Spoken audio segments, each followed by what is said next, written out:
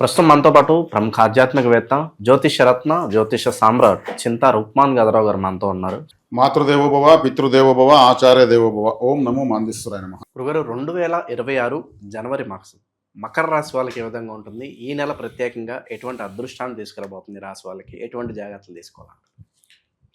ఈ 2026 సంవత్సరం జనవరి మాసం మకర రాశి వాళ్ళకు మాస ఫలితాలు ఎలా ఉన్నాయి అనేది మనం చర్చించుకునే ముందు ప్రతి మాసంలాగానే ఈ మాసం కూడా ఈ రాశులకు గురించి ఒక ప్రత్యేకమైన విషయం మనం చెప్పుకున్న తర్వాత మాస ఫలితాలకు వెళ్దాం.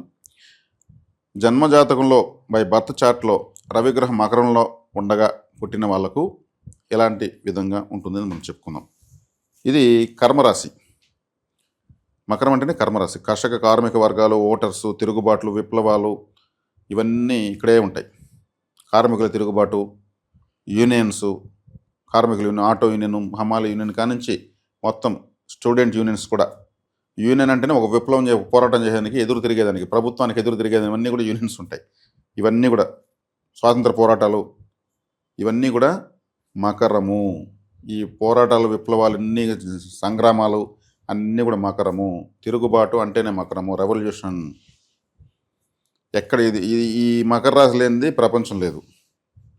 ఒక సినిమా ఇండస్ట్రీ ఎత్తుకుంటే అక్కడ జూనియర్ ఆర్టిస్టుల సంఘము తిరుగుబాటు చేస్తారు, మాకు సౌకర్యాలు లేవని. ఎక్కడ ఎత్తుకున్నా తిరుగుబాట్లు ఉంటాయి. అందరూ ఒక యూనియన్ అవుతారు. ఓటర్స్ అంతా వీళ్ళే. అది వీళ్ళే ఆ నాయకుల్ని శాసించేది. జనాలు నిన్నేసి వాళ్ళు, అయ్యా మమ్మల్ని నిలబెట్టండి, మాకు అవకాశం ఇవ్వండి, మాకు అవకాశం ఇవ్వండి. తమిళ్లో ఒక మాట చెప్తారు, ఉచ్చత్తై పాత జాతకర్ బిచ్చత్తై ఎడుక్కరారు అంటారు. అంటే ఉచ్చస్థితి గ్రహం చూసి జాతకుడు భిక్షం ఎత్తుకుంటాడని. రాజకీయ నాయకులకంతా ఇట్లే ఉంటుంది. భిక్షం అంటే వాళ్ళు ఓట్ల కోసం భిక్షం ఎత్తుకుంటారు. ఉచ్చస్థితి గ్రహాలు మళ్ళీ. అట్లా మకర రాశి వాళ్ళు ప్రపంచాన్ని శాసిస్తూ ఉంటారు. వీళ్ళే పనిచేసేది. కార్మికులు లేకపోతే ఎంత పెద్ద ఇండస్ట్రీ కూడా వేస్ట్. అది గ్రానైట్ ఫ్యాక్టరీ కావచ్చు, విమానాలు తయారు చేసే కర్మాగారం కావచ్చు, మకర రాశి వాళ్ళే పోయి పనిచేసి తయారు చేయాలి. ఇది ఒక కర్మాగార రాశి. ఈ రాశిలో రవిగ్రహం ఉంటే వాళ్ళు పరమ సోంబేరులుగా ఉంటారు. కష్టపడే చోట సూటు బూట్ వేసుకుండేవాడు ఎందుకు పనికి వస్తాడు? రవి అంటే అడ్మినిస్ట్రేషన్. అంటే ఈ కూలీ నాలీని ఏమార్చి బతికేవాళ్ళని అర్థం. అంటే ఈ విధంగా ఉండి వేరే వాళ్ళు గొప్పగా ఉంటే వాళ్ళకి వ్యక్తిగత జాతకంలో ఇంకొన్ని క్యాలిక్యులేషన్ మారుతాయి. స్ట్రైట్గా చెప్పి జ్యోతిషం చెప్పి పాయింట్ చెప్తున్నాను. ఇక్కడ రవి అంటే ధీమాగా, హుందాగా ఉండేవాడు. కానీ కష్టపడుతున్నటువంటి కార్మిక రాశిలో ఆయన వచ్చాడంటే ఆయన కష్టపడ్డావు, అడ్మిషన్ చేయాలంటాడు. బ్రోకర్లు ఉంటారు కదా, కూలి వాళ్ళని తీసుకుని ఇక్కడ 1000 రూపాయలు తీసుకుంటారు, 200 పట్టుకుని 800 ఇస్తారు అందరికీ. వాళ్ళకి తెలుసు అతనికి వచ్చేది 1000 రూపాయలు, మనిషికి 200 పట్టుకుంటున్నాడు. పని చేయకుండా 100 మందికి 200 లెక్కన ఎత్తుకుంటాడు, 20,000 ఎత్తుకుంటాడు. వీళ్ళు పని చేసి 800 తీసుకుంటారు. ఈ స్టైల్గా సూటు బూట్ వేసుకునేసి లేబర్స్ సప్లై చేస్తుంటారు. అర్థమైందా? అట్లాంటి వృత్తులు మనకు వస్తాయి వీళ్ళకు. అట్లాంటి వాళ్ళు ఇప్పుడు మార్కెట్లో కూడా కూరగాయలు తీసుకెళ్తే మనం డైరెక్ట్గా ఊడికి అమ్మలేం. బ్రోకర్ దాటి పోదు. అంతా అతను రేట్ డిసైడ్ చేస్తాడు, మనకు డబ్బులు తీస్తాడు, 100కింత ఎత్తుకుని మన డబ్బు మనకి ఇస్తాడు, ఓపెన్గా తీసుకుంటాడు. ఇట్లా ఉంటుంది. అంటే కూలీలను అడ్మిట్ చేసేటువంటి, లేబర్స్ని, కార్మికులను సప్లై చేసేటువంటి వాళ్ళు ఇటువంటి వాళ్ళు బెదిరిస్తూ ఉంటారు. అతను బెదిరిస్తే మనకు రేపు రానిడు అని అతను బెదిరించారు అనమాట. ఇట్లుంటుంది. రవిగ్రహం ఇక్కడ యాక్టివ్గా ఉండదు.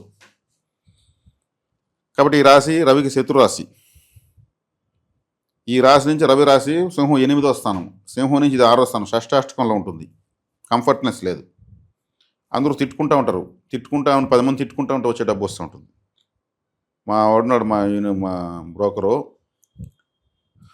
మొత్తం చాలా కఠినాడు. ఒక 100 రూపాయలు ఎక్స్ట్రా కూడా ఇవ్వడు, నీ డబ్బు నువ్వు తీసుకో ఉంటాడు. ఇలా ఉంటుంది. కఠినంగా ఉండేటువంటి విధంగా ఉంటుంది. మరి ఇంకా అది లగ్నాలు మారడం వల్ల, ఇంకొన్ని నక్షత్రాలు మారడం వల్ల వేరే విధంగా కూడా అనుకూలంగా ఉండొచ్చు. కానీ సజ్జంతవరకు ఈ రిజల్ట్ ఉంటుంది అనమాట. ఇక ఈ రాశికి ఈ మాసం ఎలా ఉందో మనం మాట్లాడుకుందాం. ఈ రాశికి వ్యయ స్థానంలో శుక్రుడు, బుధుడు, కుజుడు, రవి ఉన్నారు. 6వ స్థానంలో గురువు ఉన్నాడు. అంటే వ్యయ స్థానానికి పంచగ్రహ కూటమి ఉంది. ప్రశాంతత లేదు. 12వ స్థానంలో 4 గ్రహాలు ఉన్నప్పుడు ఏమవుతుంది? 5 గ్రహాలు గజిబిజి. 12వ స్థానం అంటే బెడ్రూమ్, బెడ్ కంఫర్ట్స్ ఉండవు. అంటే పంచగ్రహ కూటమి వీళ్ళకు వ్యయ స్థానంలో మళ్ళీ జన్మలకు 4 గ్రహాలు వస్తున్నాయి. ఈ జనవరి 12, 14, 15, ఉమ్. 17వ తారీఖు జన్మలోకి వస్తున్నాయి. జన్మలో కూడా అన్కంఫర్టే, ఎక్కువగా టెంప్టింగ్స్ ఎక్కువ ఉంటాయి. కుజుడు వచ్చి ఉచ్చస్థితి పొందిపోతున్నాడు, రవి వస్తున్నాడు. రవి అంటే ఏమి, ఫోజులు కొట్టే వాళ్ళు అయిపోతారనమాట. ఈ రవి గ్రహం అంటే ఫోకసింగ్ ప్లానెట్ కదా. ఇంకా శుక్రుడు వస్తున్నాడు మంచిదే, బుధుడు వస్తున్నాడు మంచిదే, కానీ జన్మంలోకి వచ్చినప్పుడు ఏ గ్రహం కూడా కంఫర్ట్నెస్ ఇవ్వదు, ధీమా ఉంటుంది. ద్వితీయంలో రాహు బాగున్నాడు, 3వ ఇంట్లో శని బాగున్నాడు. ఇక వ్యయాధిపతి 6వ ఇంట్లో, అది ఏమి నష్టం లేదు. ఈ రాశికి గురువు చెడిపోవడమే మంచిది. ఈ రాశిలో గురువు నీచపడతాడు, గురువు బలాన్ని కోల్పోయే రాశి ఇదే. కాబట్టి ఆయన 6వ ఇంట్లో పడినాడు కాబట్టి వీళ్ళకు గురువు చెడ్డవాడు చెడిపోవడం మంచిదే. కాబట్టి ఈ రాశికి అత్యంత పాపగ్రహం కాబట్టి 6వ ఇంట్లో ఉన్నాడు కాబట్టి ఏమి పోయిందేం లేదు వీళ్ళకు. ఎట్ట తిరిగి చూసుకుంటే రాహువు శని బాగున్నారు, శుక్రుడు బుధుడు ఓకే, ప్రధాన గ్రహాలు బాగున్నాయి కాబట్టి యావరేజ్గా లాక్కెళ్ళిపోతుంది. ఈ మాసం బాగానే ఉంటుంది. ధనపరంగా శుభకార్యాల పరంగా అనుకూలంగానే ఉంటాయి అంటారు వీళ్ళకి. శుభకార్యాలు తీసుకుంటే ద్వితీయంలో రాహు ఉన్నాడు. ద్వితీయంలో రాహు ఉన్నప్పుడు శుభకార్యాలు వీళ్ళు చేయాలని డిసైడ్ అయితే చాలా లాజికల్గా టెక్నికల్గా చేస్తారు. రాహు వచ్చే కాడికి షార్ట్ కట్ మెథడ్సే. 100 ఖర్చు అయ్యేది కూడా 10 రూపాయలు ఖర్చు పెట్టి 100 రూపాయల కార్యం కంప్లీట్ చేపిస్తాడు. 90 రూపాయలు మనం మిగిలిపెట్టించి 100 రూపాయలు చేసిన దానికన్నా ఎక్కువ గ్రాండ్గా చేపిస్తారు. మనం తక్కువ ఖర్చులో ఎక్కువ బెనిఫిట్ చూపిస్తాడు. కాబట్టి శుభకార్యాలు చేసుకునే వాళ్ళకు బాగానే ఉంది. 3వ శనేశ్వరుడు ఏలినాటి శని వదిలేసింది, అది పెద్ద బెనిఫిట్ వీళ్ళకు. వీళ్ళు మనం ఇంతకుముందు చెప్పుకున్నటువంటి నెలల్లో తక్కువ కష్టము ఎక్కువ ఫలితము, ఎక్కువ కష్టం తక్కువ ఫలితము, ఎక్కువ కష్టం తక్కువ గుర్తింపు అన్నాం కదా. అదే చెప్తున్నా కదా, వేరే వాళ్ళు ఒక బ్రోకర్ ద్వారా వెళ్ళి ఎక్కువ కష్టపడి తక్కువ తెలిసి కూడా తక్కువ తీసుకొస్తారు, అలా ఉంటుంది. ఇప్పుడు రాహు వీళ్ళకి 2వ ఇంట్లో ఉన్నాడు కాబట్టి, ధనస్థానం ఉన్నాడు కాబట్టి బెనిఫిట్స్ బాగుంటాయి. ఏలినాటి శని వదిలేసింది కాబట్టి బెనిఫిట్స్ బాగుంటాయి. రాబోయే 30 సంవత్సరాలు శనేశ్వరుడు ఏలినాటి శని రాదు కాబట్టి వీళ్ళు గొప్పగా రాణిస్తారు. ఫ్యూచర్ బాగుంది. 2వ ఇంట్లో సూర్యగ్రహణము పంచగ్రహ కూటమి వస్తుంది. ఇప్పుడు వెనుక ఉంది 5 గ్రహాల కూటమి, తర్వాత 2వ ఇంట్లోకి వస్తుంది. ఈ పంచగ్రహ కూటమి వల్ల వీళ్ళకు, ఈ పంచగ్రహ కూటమి వల్ల పెద్దగా నష్టాలు అయితే నాకు తెలిసి లేవు, బెనిఫిటే ఉంటుంది మకర రాశి వాళ్ళకు. కుటుంబ పరంగా ఎలా ఉంటుంది గురుగారు ఓవరాల్గా? తల్లిదండ్రుల ఆరోగ్యపరంగా కావచ్చు, ప్రేమ అనురాగాల పరంగా కావచ్చు, ఏ విధంగా ఉంటుంది? బాగానే ఉంటుందండి. భాగ్యాధిపతి తండ్రి అంటే 9వ స్థానాధిపతి, తండ్రి కారకుడు రవి, ఇద్దరు కలిసి రాశిలో ఉన్నారు. 1000 నుంచి రాశిలోకి వస్తున్నారు, మళ్ళీ ద్వితీయంలోకి వెళ్తారు. తల్లిదండ్రులకు ఆరోగ్య రీత్యా ఎత్తుకుంటే బాగానే ఉంటుంది, ఇబ్బంది ఏం లేదు. తల్లి కన్నా తండ్రికి బాగుంటుంది. తల్లికి ఎప్పుడు నలతే, ఈ రాశి వారి వల్ల తల్లికి ఎప్పుడు నలతే. వీళ్ళకు సొంత ఊరు కలిసి రాదు. సొంత ఊర్లో వీళ్ళు దాటేంత వరకు జాతకం యాక్టివేట్ కాదు. జాతకం లేదంటే కూడా రాశి కరెక్ట్ అయితే, మకర రాశి కరెక్ట్ అయితే సొంత ఊరు వదిలేయాలి, సొంత ఊరు దూరంగా పోవాలి. ఇప్పుడు అమ్మాయి అనుకో పెళ్లి చేసుకుని ఆటోమేటిక్ పోతుంది. అబ్బాయిలు అంటే ఏదో ఒక పనిగా దూరంగా వెళ్ళడం మంచిది. 4వ స్థానం మేషణమైంది కాబట్టి వీళ్ళకు సొంత ఊరు కలిసి రాదు. వీళ్ళ పేరుతో ఆస్తులు ఉండకూడదు, ఎటువంటి ఆస్తులు ఉండకూడదు, గ్రోత్ ఉండదు. వీళ్ళ పేరుతో ఉండదని అమ్మితే వారానికి డబుల్ రేట్ వస్తుంది. అమ్మనంత వరకు వీళ్ళ రేటే పెరగదు.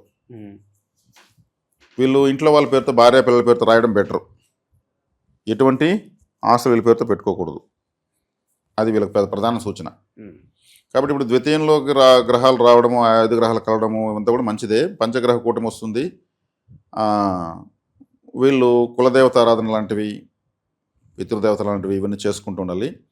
ఇంకా ఏలినాటి శని ప్రభావం లేదు, కాలసర్ప దోష ప్రభావం లేదు.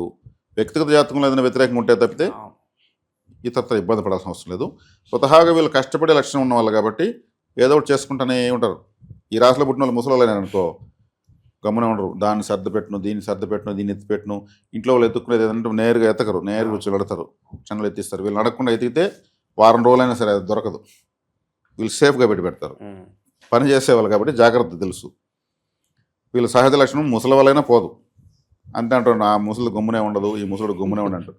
వాళ్ళకి జన్మ హక్కు, వాళ్ళకు ఉన్న గొప్ప లక్షణం అది. దాన్ని అభినందించేది తెలియదు. జాగ్రత్తగా ఎత్తిపెట్టింది వీళ్ళకి తెలియకుండా వాళ్ళు అంటూ ఉంటారు. వాళ్ళని అడిగితే వాళ్ళు ఎత్తిపెట్టిస్తారు. అంత గొప్ప రాసేది కాబట్టి వీళ్ళకి బాగానే ఉంది. ప్రస్తుతానికి లాంగ్ రన్లో కూడా సూపర్గా ఉంది. శని ఏలినాటి శని వదిలేసినారు, ఆయన కాపాడేస్తాడు. ఇంకా ట్రైనింగ్ ఇచ్చేసిపోయాడు, 2.5 సంవత్సరం బాగా నిలిపేశాడు. ఇంకా మళ్ళీ గురుబలం లేదు, ఈ సంవత్సరం నాకు పంచాంగం లెట్టు ఉంది, అంతా అవసరం లేదు. ఇంకా ఏలాంటి శని వదిలేసింది ఆయన కాపాడుకుంటూ వెళ్తాడు. ఇంక 30 సంవత్సరాల దాకా ఆయన వచ్చి ఇబ్బంది పెట్టాడు. ఈ 30 సంవత్సరాలు చేసిన మిస్టేక్స్ అన్ని మళ్ళీ సవరణ చేసిపోతాడు ఏలాంటి శని రూపంలో.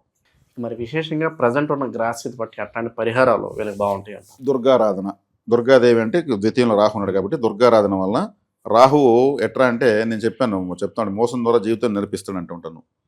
ఇవన్నీ బెనిఫిట్స్ ఇచ్చినా కూడా ఒక్కోసారి అట్లా యామరస్ ఆయనకు అదొక తమాషా. ఇప్పుడు ఒక బింది 100 రూపాయలు అంటే ఎవరు కొంటారనుకోండి, 10 రూపాయల గ్లాస్ ఫ్రీ పెట్టి 150 రూపాయలు అంటే కొంటారు. ఒక గ్లాసు బింది కొంటే గ్లాస్ ఫ్రీ, రేటు 150 అంటే 40 రూపాయలు ఇంకా ఎక్స్ట్రా ఇస్తారు. ఈ రెండు కలిపితే ఎంత ఆలోచిస్తే అట్లా ఆలోచించరు. అట్లా చేస్తాడు రాహు. ఈ అట్రాక్షన్గా ఏమరేస్తాడు. కాబట్టి ఈయన దగ్గర జాగ్రత్త, బెనిఫిట్ ఇస్తాడు, మోసం చేస్తాడు. కాబట్టి దుర్గారాధన చేయడం వల్ల ఆడ కంట్రోల్ అయ్యి 120 రూపాయలు చెప్తాడు. అప్పుడు కూడా 10 రూపాయలు ఏమరిస్తాడు, 150 చెప్పకుండా. రాహు అంటే ఏమార్చేదనుకున్నటువంటి గ్రహం అని అర్థం అన్నమాట. మాఫియా మొత్తం ఏమార్చడం కదా, ప్రభుత్వాలు నడిపిస్తున్నారు, అట్లా ఏకంగా దేశాలను శాసిస్తున్నారు రాహువే.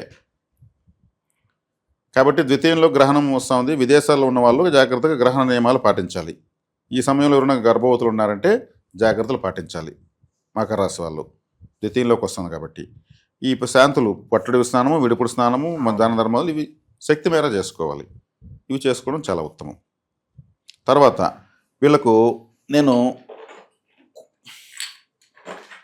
కొన్ని రకాల దైవికమైన వస్తువులు, ఇవన్నీ సముద్ర సంపదనండి.